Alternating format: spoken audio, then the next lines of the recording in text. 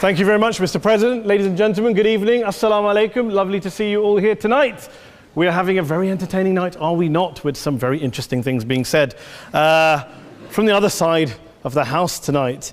Let me begin by saying, as a Muslim, as a representative of Islam, I would consider myself an ambassador for Islam, a believer in Islam, a follower of Islam and its Prophet. So, in that capacity, let me begin by apologizing to Anne-Marie for the Bali bombings. I apologize for the role of my religion and me and my people, for the killing of Theo van Gogh, for 7/7. Yes, that was all of us. That was Islam, that was Muslims, that was the Quran. I mean, astonishing claims to make in the very first speech tonight, on a day like today, where the Conservative Prime Minister of the United Kingdom is having to come out and point out that these kind of views are anathema. And I believe you're trying to stand for the Labour Party to become an MP in Brighton. If you do, and you make these comments, I'm guessing you'll have the whip withdrawn from you, but then again, UKIP's on the rise, they'll take you, the BNP, they might have something to say about your views. This is what Mehdi Hasan always does. By the way, just on a factual point, since we heard a lot about the second speaker, about how backward we Muslims all are, on a factual point, you said that Islam was born in Saudi Arabia. Islam was born in 610 AD. Saudi Arabia was born in 1932 AD. So you were only 1,322 years off. Not bad? Not bad start there. Talking of maths, by the way, a man named Al-Khwarizmi was one of the greatest mathematicians of all time, a Muslim, worked in the golden age of Islam. He's the guy who came up with not just algebra, but algorithms. Without algorithms, you wouldn't have laptops. Without laptops, Daniel Johnson tonight wouldn't have been able to print out his speech in which he came to berate us Muslims for holding back the advance and intellectual achievements of the West, which all happened without any contribution from anyone else other than the Judeo-Christian people of Europe. In fact, Daniel David Levering, the author of the Pulitzer Prize-winning historian and author of The Golden Crucible, points out that there would be no Renaissance, there would be no Reformation in Europe without the role played by Ibn Sina and Ibn Rushd and some of the great Muslim theologians, philosophers, scientists in bringing Greek texts to Europe. As for this being our university, I will leave that to the imagination as to who is our and who is there. I studied here too. An astonishing set of speeches so far making this case tonight. A mixture of just cherry-picked quotes, facts and figures, self-serving, selective, a farrago of distortions, misrepresentations, misinterpretations, misquotations. Daniel talked about my article in the New Statesman, which got me a lot of flack, where I talked about the anti-Semitism that is prevalent in some parts of the Muslim community, which indeed it is. Of course, I didn't say in that piece that it was caused by the religion of Islam. In fact, modern anti-Semitism in the Middle East was imported from, finish the sentence, Judeo-Christian Europe, where I believe some certainly bad things happened to the Jewish people. In fact, Tom Friedman, Jewish-American columnist in the New York Times, told me in this very chamber last week that he believed, had Muslims been running Europe in the 1940s, 6 million extra Jews would still be alive today. So I'm not going to take lessons in anti-Semitism from someone who's here to defend the Judeo-Christian values of a continent that murdered 6 million Jews. Moving swiftly on. Yes.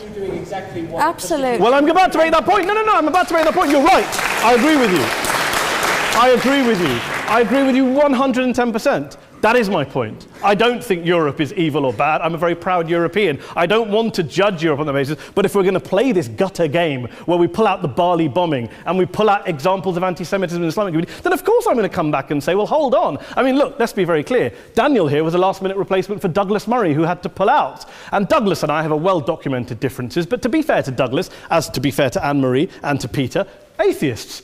Atheists see all religions as evil, violent, threatening. What the problem I have with Daniel's speech is that Daniel comes here to write this robust defense of Christianity, forgetting that his fellow Christians, people who said they were acting in the name of Jesus, gave us the Crusades, the Spanish Inquisition, the anti-Jewish pogroms, European colonialism in Africa and Asia, the Lord's Resistance Army in Uganda, not to mention countless arson and bomb attacks on abortion clinics in the United States of America to this very day. I would like a little bit of humility from Daniel first before he begins lecturing other communities and other faiths on violence, terror, and intolerance. But, no thank you. Some water. But I would say this, to address the gentleman's very valid point here, I'm not going to play that game. I don't actually believe that Christianity is a religion of violence and hate because of what the LRA does in Uganda or what Crusaders did to Jews and Muslims in Jerusalem when they took back the city in the 12th or 13th or whatever century it was.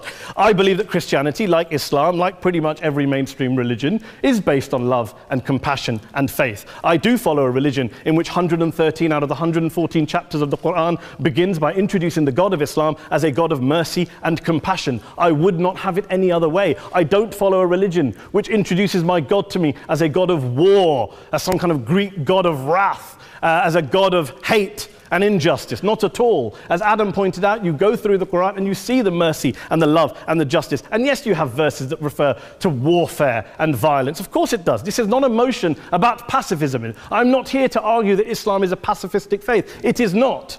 Islam allows military action, violence in certain limited contexts. And yes, a minority of Muslims do take it out of that context. But is it religious?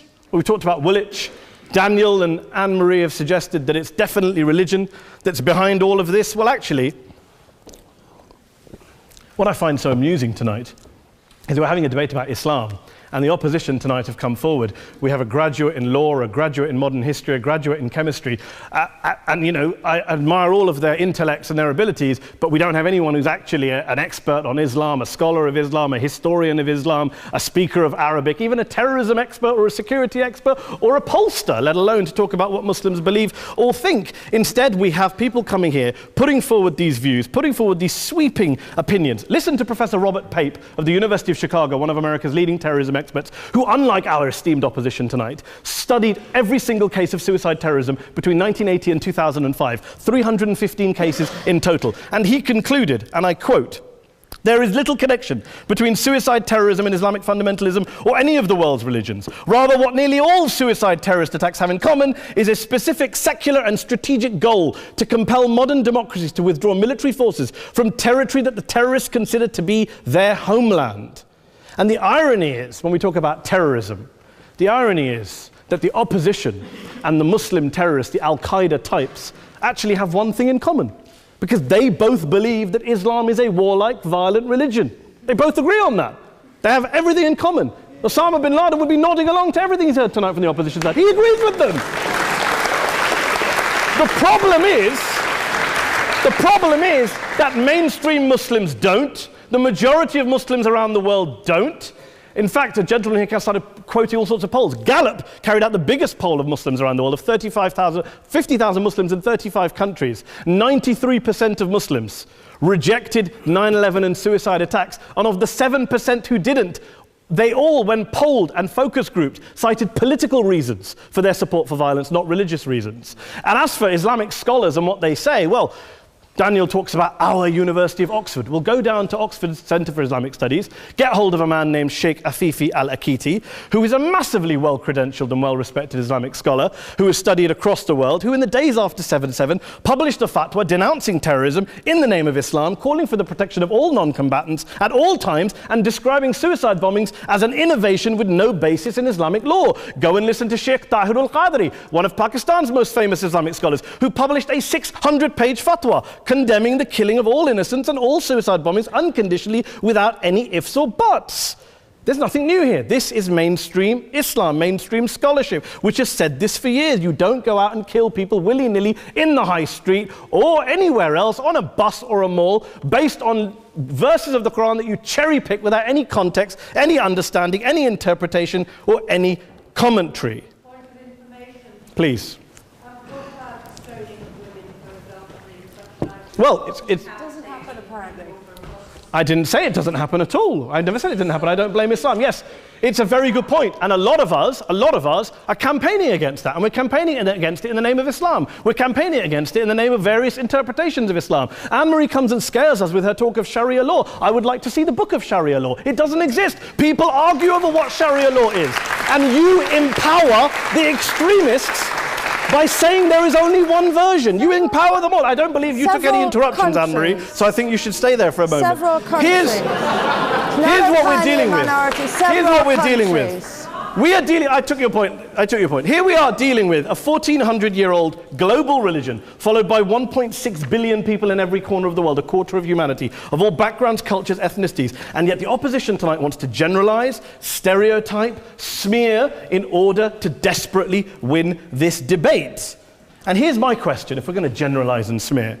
If, okay, people say yesterday's bombers, and we've got to be careful, there's a trial going on, were yesterday's attackers, motivated by Islam? Big debate. I don't believe they were. Let's say they were. Let's say Faisal Shahzad, the Times Square bomber, was motivated by Islam. Let's assume, for sake of argument, that Richard Reeves, the shoe bomber, was motivated by Islam.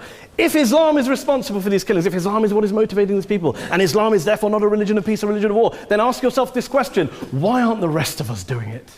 Why is it such a tiny minority of Muslims are interpreting their religion in the way that the opposition claim they are? Let's assume there are 16,000 suicide bombers in the world. There aren't. Let's assume there are for the sake of argument. That's 0.001% of the Muslim population globally. What about the other 99.99% of Muslims who the opposition tonight either ignore or smear? The reality is that the rest of us aren't blowing ourselves up tonight. The reality is that the opposition came here tonight not worried about the fact that me and Adam might pull open our jackets and blow ourselves up tonight because we're followers of a warlike warrior religion which wants to take over Europe and Daniel's university. The issue is this. The issue is this. Unless the opposition can tell us tonight, and Peter Atkins is here, one of our great atheist intellectuals, can tell us tonight, can answer this question tonight: why don't the vast majority of Muslims around the world behave as violently and aggressively as a tiny minority of politically motivated extremists? Then they might as well give up and stop pretending they have anything relevant to say about Islam or Muslims as a whole. Ladies and gentlemen, let me just say this to you. Think about what the opposite of this motion is. If you vote no tonight, think about what you're saying the opposite of this motion is. That Islam isn't a religion of peace, it's a religion of war, of violence, of terror, of aggression. That the people who follow Islam, me, my wife, my retired parents, my 6-year-old child, that 1.8 million of your fellow British residents and citizens, that 1.6 billion people across the world, your fellow human beings, are all followers, promoters, believers in a religion of violence. Do you really think that? Do you really believe that to be the case? They say that in the Oxford Union, the most famous debate was in 1933 when Adolf Hitler looked out for the result of the King and Country motion, where they voted against fighting for king and country, and Hitler was listening out for the result. Well, tonight, 80 years on, there are two groups of people around the world who I would argue are waiting for the result of tonight's vote. There are the millions of peaceful, non-violent, law-abiding Muslims both in the UK, Europe, Asia, Africa and beyond, who see Islam as the source of their identity, as a source of spiritual fulfillment, of hope, of solace. And there are the phobes, the haters, the bigots out there who want to push the clash of civilizations, who want to divide all of us into them and us and ours and their.